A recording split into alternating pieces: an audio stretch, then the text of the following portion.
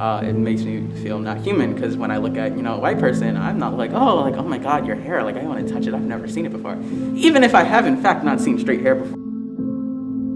I'm Nathaniel Swanson. I'm a sophomore at DePauw University. I'm originally from Brooklyn, New York. On campus, I'm a posse scholar. I'm an RA for Res Hall 1, Floor 2, best floor in Res Hall 1, if you ask me. I was a general body member of QSOC in my freshman year, and then I became a member of exec last semester. I moved out of that role, so I'm no longer an exec member, but I still identify as a general body member. Like if they have events, if I'm free and available, I'll show up, I'll participate, I'm in group chats, and I interact with the community. I say I'm bisexual, but oftentimes I just say queer, because I think queer is a more accessible word for a lot of people, and then I don't actually have to get into the minutia of what my bisexuality means to me and all that jazz. So depending on the person, I'll just say queer, but more specifically, I identify as bisexual. I definitely think it's a reclamation. Historically, that's what it's been. That's what I view it as today. It's a word that I find comfort in, because it also has a shroud of ambiguity to it. And I think that's also part of being not straight and not part of the normative kind of mode of thinking, or not necessarily mode of thinking, but the normative way of living in our society. That not everyone will understand us, and that's okay, because I don't actually care if everyone understands me. As long as I understand myself good, then that's all that matters. And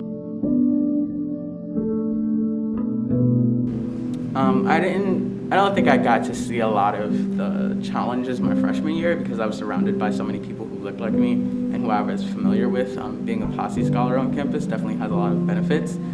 So I already had a community that I knew would accept me when I came on campus. And also knowing that QSOC was a thing and that there were various student groups to uplift different marginalized identities was helpful. I think last semester is when it really hit me, because I was around a lot of white students. I was one of the few people of color on my floor. And then that building in general was just very, very white. So I felt different in a lot of ways. There's times that I felt like people were viewing me as aggressive or not friendly, or not really understanding that I am, who I am, just because of I'm from New York and this is Indiana, and it's very, very different. And the songs I listen to, the way I speak sometimes, that kind of became a thing I had to, think about and become more self-conscious of, which I shifted out of, because frankly, I don't care how people view me at this point. If y'all don't like me, I'm still gonna be here for the next 2 years, so that's their problem, not mine. It was the last semester, towards the beginning of the semester, one of the students on the floor were talking to their friends, and they said it, and because it was directly outside of my door, I heard it. That bothered me, and being the RA on the floor, that also had a different kind of, that it changed the atmosphere for a little bit. And I would say that it did impact the way I felt comfortable and secure in that space. But eventually, the discomfort dissipated. It wasn't really as big as it could have been, because I didn't see the person who said it, and there was no real way for me to identify who said it. It's not like I could have, or I didn't have the capacity at that time to continue talking to the person, or having people come in. It was recommended that I have people come in, but I felt like that wasn't really my job. I put a message in the group chat for people to be more mindful of their language. I never heard it again.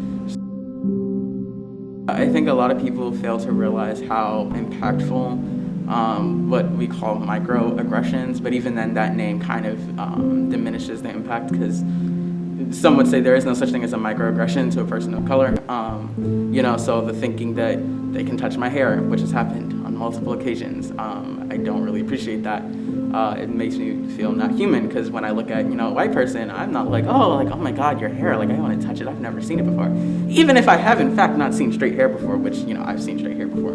But to think of me as some kind of commodity, some new experience as opposed to a human, is a little weird.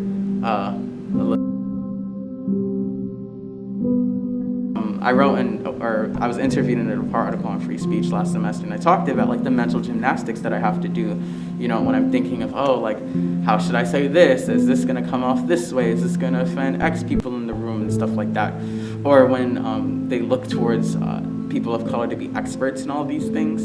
And yes, we do have lived experiences. Well, some of us have, and some more than others, because it's also not a monolith, not a uniform experience. I, as like a lighter skinned individual, am not going to have the same racialization. I'm not going to be racialized the same way as a dark skinned person. I'm just not. And like there's literature on that people could read and know about, instead of just assuming that we all have the same experience. But that was a tangent. What was I saying? I was saying, oh yeah, they look at us to be experts in these things. And sometimes, it's like, I don't want to talk about the way people like me have been oppressed for years and years. I don't want to educate you on that, because it's not my job to do that. I had to educate my own self in certain ways, right? Like, I didn't have my history taught the same way as like white people have their history taught. I learned a lot of white history and not a lot of African history, not even a lot of Black American history. So I had to do those things to teach myself, where I used the resources at my disposal to learn. And I'm still doing that today. It's like, why can't you? So I don't really appreciate that as well. And I think that's a crucial part of the racialized experience here at DePauw. I think a lot of white students forget that they are also students, and that they are capable of research and reading just as much as anyone else. I just tell, little Nate it's all gonna be okay, it's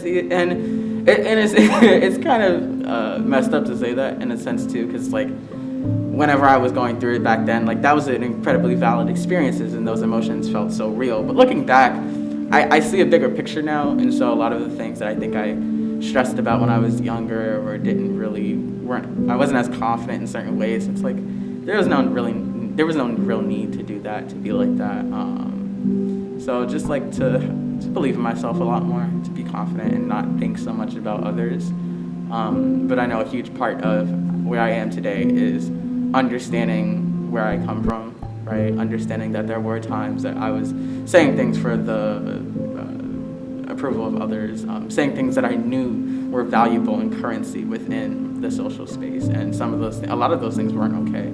And so a part of my growth now is looking back on that and reflecting, reclaiming my younger self, my inner child, holding on to the joy from back then, and just keeping that and moving forward, growing beyond the things that need to be left in the past and moving forward with the things that I should carry out through my future.